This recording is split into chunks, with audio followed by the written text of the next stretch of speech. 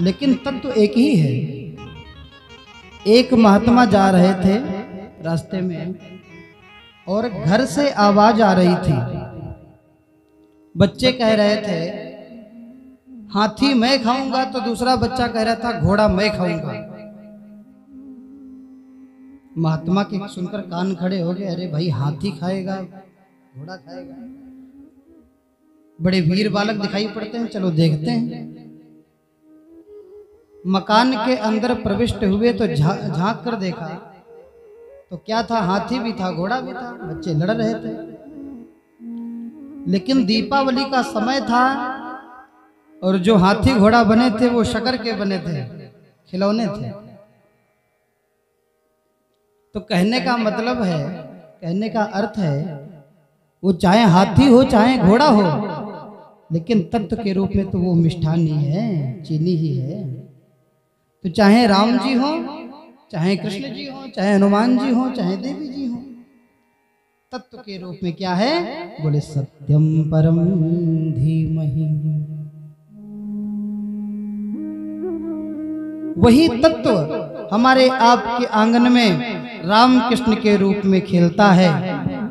वही तत्व खंबा फाड़ कर नरसिंह के रूप में प्रकट हो जाता है। वही तत्व वीर बजरंगी के रूप में प्रकट हो जाता है। तत्व एक ही है, एक ही तत्व है। इसलिए सत्य कहकर निरूपण किया। एक गांव में पंचायत बैठी और आपस में वार्ता हुई। सब लोगों ने विचार किया भाई गांव में कोई मंदिर नहीं, तो एक मंदिर का निर्माण किया जाए। संयोग से सभी ने चंदा दिया और मंदिर का निर्माण हो गया। जब मंदिर का निर्माण हो गया तब लोगों ने विचार किया अब इसमें मूर्ति किसकी स्थापित की जाए। तो किसी ने कहा भाई राम दरबार की मूर्ति इसमें स्थापित कर दी जाए, जैसे ये मंदिर है ना, ठाकुर जी विद्यमान। तो किसी ने कहा भाई राम दरबार यहाँ पर आसीन किया जाए, स्थापना कराई जाए। सब लोगों के सहयोग से बड़े ही धूमधाम से वो प्राण प्रतिष्ठा संपन्न हुई और राम जी का पंचायतन वहां पर स्थापित हो गया। अब जितने राम जी के भक्त थे, सीताराम सीताराम करने वाले, सब मंदिर में आने लगे। लेकिन कृष्ण जी के भक्त तो नहीं आ रहे, क्योंकि वो तो कृष्ण को अपना इष्ट मानते हैं। जब केवल राम जी के ही भक्त आने लगे तो कृष्ण वाले ना आए, न हनुमान जी के आए, न देवी जी के आए, न शंकर जी के आए, तो गांव वालों ने विचार किया भैया इसमें फायदा नहीं दिख रहा है, लोग आ ही नहीं रहे और दान पात्र ऐसे खाली रहेगा तो मंदिर की पुताई कैसे होगी। इसलिए मंदिर का जो मकसद है बनने का वो सफल होना चाहिए, सब लोग आए इसमें। किसी ने कहा भैया हनुमान जी के बहुत भक्त हैं कलयुग में, क्योंकि कहते नहीं है कलयुग में सिद्ध हो देव तुम्ही, हनुमान तुम्हारा क्या कहना। कलयुग में सिद्ध हो देव तुम्ही, हनुमान तुम्हारा क्या कहना। कलयुग में सिद्ध हो देव तुम्ही, हनुमान तुम्हारा क्या कहना।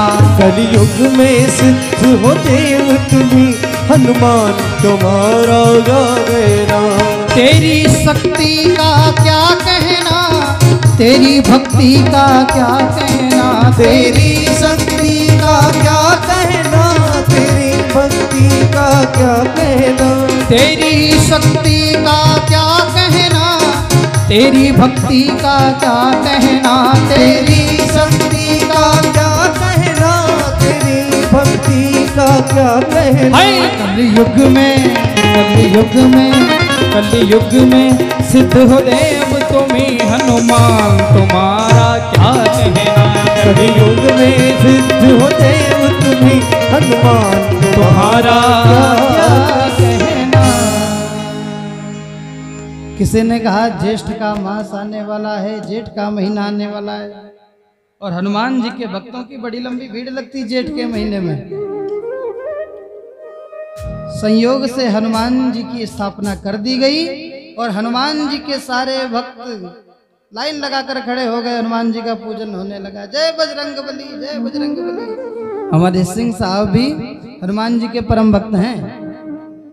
कल कह रहे थे जब हम सुबह मॉर्निंग वॉक में जाते हैं तो 5 बार हनुमान चालीसा का पाठ अवश्य कर लेते हैं। और उसके बीच में अगर कोई बोलता है तो हमें अच्छा नहीं लगता, लेकिन व्यवहार में बोलना ही पड़ता है भाई, लोकाचार। तो भाई हनुमान, अच्छा हमारे सिंह साहब तो हमेशा हनुमान जी का ध्यान करते हैं, लेकिन उस मंदिर की विडंबना थी कि जेठ के महीने के बाद हनुमान जी के मंदिर में सन्नाटा। अब वहां कोई घंटा भी बांधने वाला नहीं। तो लोगों ने विचार किया भाई साल में एक बार आता है महीना जेठ का, ये काम सही नहीं है, हनुमान जी के भक्त आ नहीं रहे हैं। ऐसा करो यहाँ पर शिव जी की स्थापना कर दो, शिव दरबार की स्थापना कर दो। जैसे यहाँ शिव दरबार है ऐसे ही शिव जी की स्थापना कर दी गई। अब भैया शिव जी की जब स्थापना करी गई तो सावन के महीने में लोग लेके आने लगे, दूध लाएं, धतूरा लाएं इत्यादि शिव जी की सामग्री चढ़ाने लगे।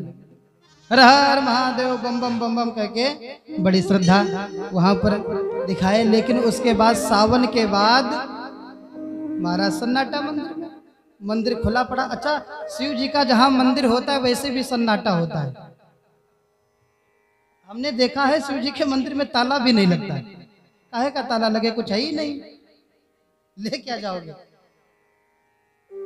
लक्ष्मी नारायण का मंदिर हो तो डर हो कि ठाकुर जी का हार चुरा ले जाएगा कोई चोर, मुकुट कोई चुरा ले जाएगा। भोलेनाथ के यहाँ कुछ है ही नहीं। अब भोलेनाथ भी बेचारे बैठे, कोई भक्त पूछने वाला नहीं। इस तरीके से उसने, उन लोगों ने देवी जी की भी स्थापना की। भाई नवरात्रि में 9 दिन जब रहा तब माताएं खूब बीरा बतासा चढ़ाया उन्होंने।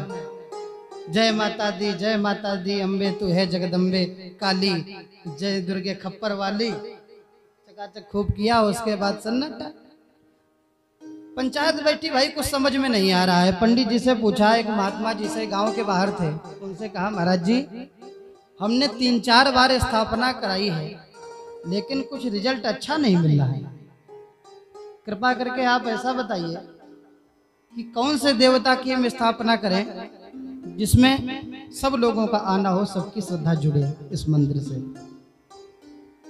महात्मा जी ने कहा भैया तुम सब मूर्तियों को हटा के भगवान सत्यनारायण की मूर्ति स्थापित कर दो, क्योंकि चाहे जो इष्ट हो आपके, सत्यनारायण की कथा सब लोग सुनते हैं। ऐसा कोई नहीं जो सत्यनारायण की कथा ना सुनता हो, चाहे हनुमान जी को माने, चाहे देवी जी को माने, चाहे राम जी को माने, चाहे कृष्ण जी को माने।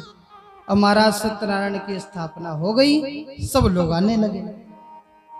तो कहने का तात्पर्य ये है, ये जो भागवत ग्रंथ है ना, ये किसी व्यक्ति विशेष के लिए नहीं है। सत्यम परम धीमहि, इसलिए मंगलाचरण में बड़ी बड़ी हेडिंग में लिख दिया सत्यम परम धीमहि। न रामम लिखा, न कृष्णम, न देवीम, न शिवम, कुछ नहीं, सत्यम परम। सब लोग इसका पालन करें।